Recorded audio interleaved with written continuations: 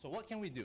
Well, starting with the state, here's a statute that says, indigenous and Polynesian introduced plants used in public landscaping. Wherever and whenever feasible, all plans, designs, and specifications for new or renovated landscaping of any building, complex of buildings, facility, complex of facilities, or housing developed by the state with public monies shall incorporate indigenous land plant species as defined by section 195D-2.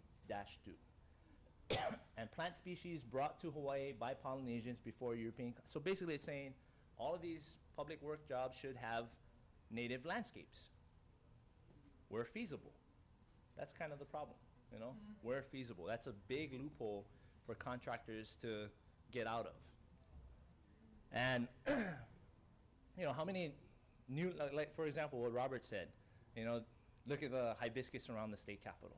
It's the wrong hibiscus because it wasn't feasible for the contractor to put in the right one. I'm sure Maoli was spec'd, which is our state flower, you know, but it wasn't used because it's not feasible for the contractor to go out and buy it from a nursery. The contractor was probably growing hula girl hibiscus at his own nursery and therefore used it.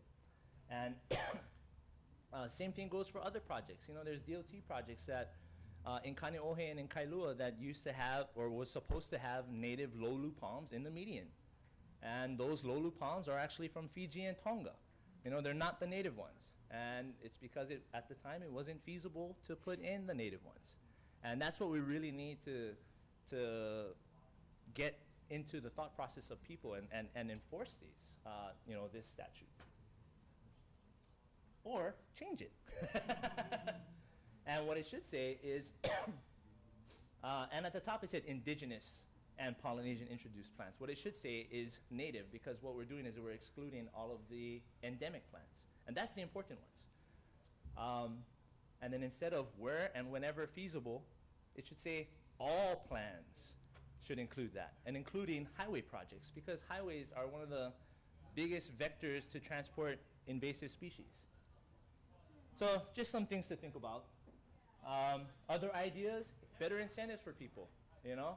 Why not get some property tax breaks if your entire landscape is using native plants? Or maybe a simple one would be every street that's named after a native plant should have that native plant on it and a sign to talk about it, you know? And here's some examples of street names. Ho'ava, which is a native tree. Puakala, which is a native herb. Uki Uki, which is a native lily. Pua'aloalo, which is another Hawaiian name for the native white hibiscus that's in Kaneohe. Howe Street in Aina Haina, and Ahihi in Kalihi Valley. You know, there's so many plants that could be utilized and should be utilized. And all of these plants are available in various landscapes, or nurseries I should say. So that was kind of my little spiel about it, and now I'm gonna turn the mic over to Rick. Yes, questions? Yeah, what was the name of the bill that you were showing us the changes need to? Do you have a specific name for that one? Well, I don't have a name for the bill. I just kind of made that one up. I just kind of tweaked the existing statute. What is the name of the existing statute? I think that's it right there. I don't know, Robert, would you know? Yes. Are you planning on introducing something this session to speak to this change? I believe we are. Yeah. Two questions with regard to plants that are effectively extinct in the wild but still living specimens, and those that are effectively extincted, only maybe dried samples. Has there been any attempt to culture? Yes.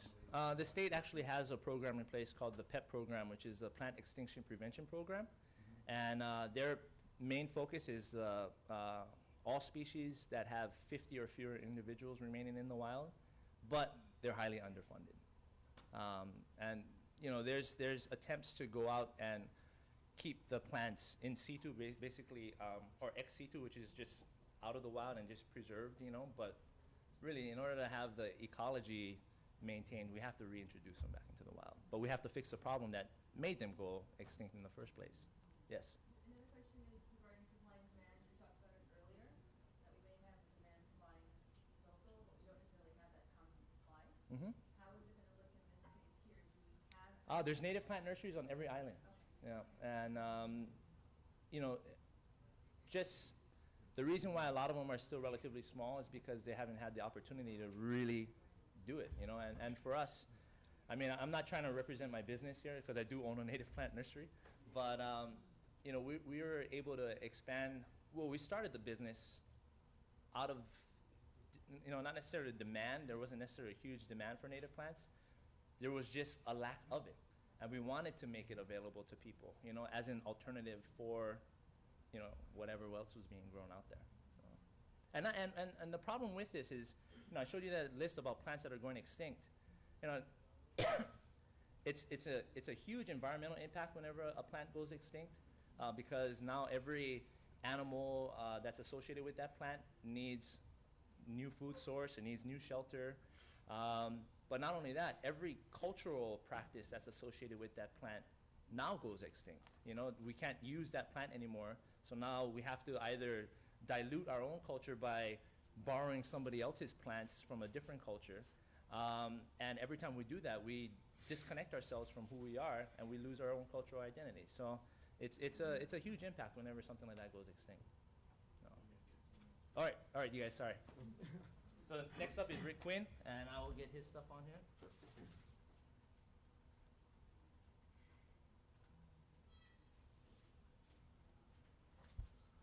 While Rick is setting that up, I'm a landscape architect, and there's a chicken and egg dilemma with native plants. Nobody's specifying them because they're not that available, but they're not available because nobody's specifying them. And so it's a dilemma that Rick Barboza and his people are helping to solve. They're making them available, and I'm going to get into to my approach to use of native plants as they relate to my practice and why I'm getting more involved with native plants and how I'm doing that. My background is with resort landscape architecture and commercial and public landscape architecture. I've worked throughout Asia and the Pacific and obviously Hawaii, but more and more lately I've become passionate about the use of native plants. Why should we use native plants? And I'm talking about in urban landscapes and not native restoration. Well, there's the obvious case of preservation of species and biodiversity. There's reducing the use of invasive Hawaiian, non-native plants in our landscapes. There's water issues. Native landscapes can tend to use a little bit less water than non-native landscapes. There's something called LEED, L-E-E-D, which is Leadership in Energy and Environmental Design. It's a very important thing that's having a strong effect on the way I do business in my private practice, particularly with government work. LEED is an accreditation on sustainability, so a new development will get certain points to do sustainable things, and they'll gain status as a LEED project. That's affecting my practice because you get LEED points for the use of native plants for sustainable issues. Also, there's educational opportunities when you use native plants in landscaping. And this last point here, competition with other destinations and tourist destinations and resorts. I'm going to get a little bit into that. I'll go through it quickly, but that to me is pretty important. But one of the main reasons why I want to use native plants gets to what Rick was talking about. Actually, I like it, the aesthetics of it. To me, it creates and injects an intrinsic beauty that's unique to Hawaii. This is a native forest on the Big Island. It kind of gets to that kind of exotic native beauty that we do have here that differentiates us or can differentiate us from other tropical areas of the world. This is up at Mount Ka'ala on the Waianae Mountains. To me, when I go to the native forest, what's left of them in Hawaii, it inspires me to want to inject that kind of treatment into the urban landscape somehow. There's in situ, that's where they plant more in existing, where the native plant is existing in the wild. There's ex situ, that's the botanical collections. There's inter situ, and that's what I'm kind of getting at with landscape designs, is reintroductions of a native ecosystem, even in an urban area, where there's a concept called rewilding. And I think you're going to hear that term in the next few years more and more.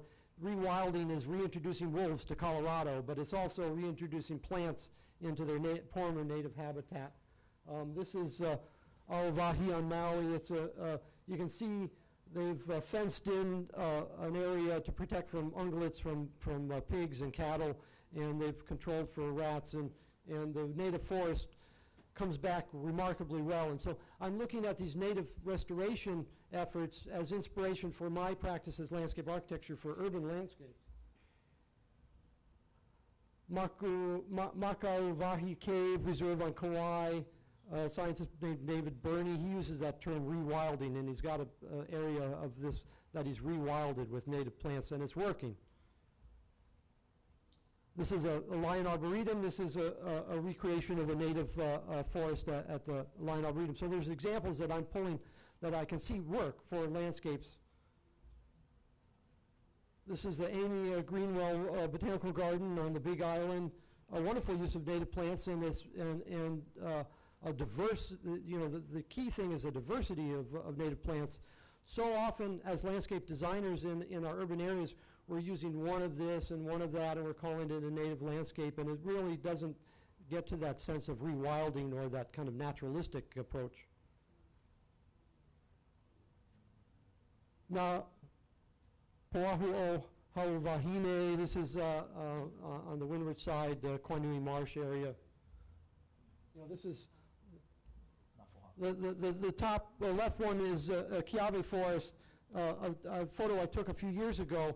The bottom one is completely eliminated. It's revegetated with native plants, and it's working. There's a lot of volunteer work that's gone into that.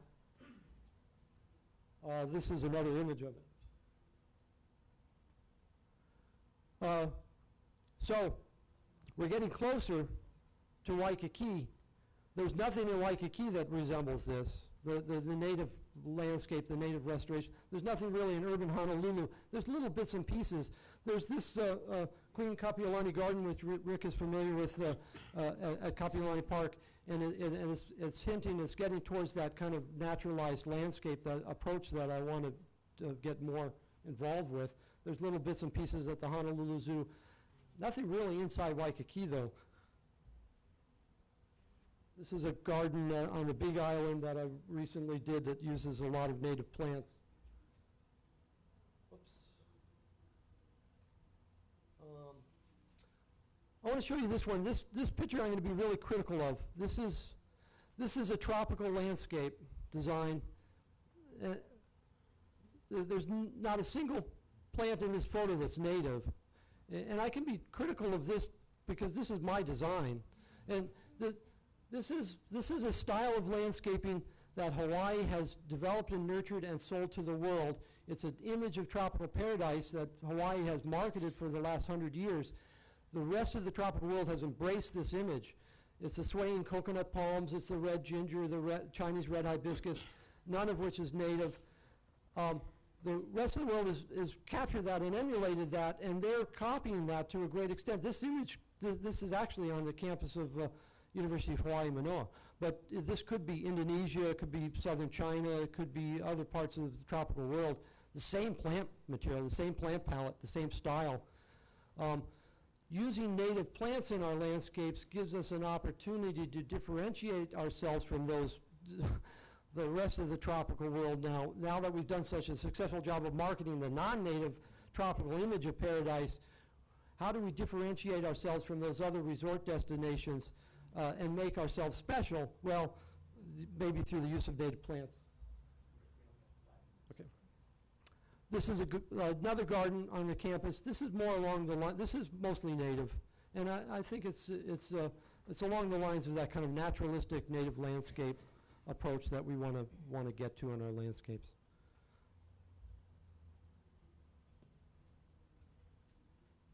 I'll now turn it over to Kevin.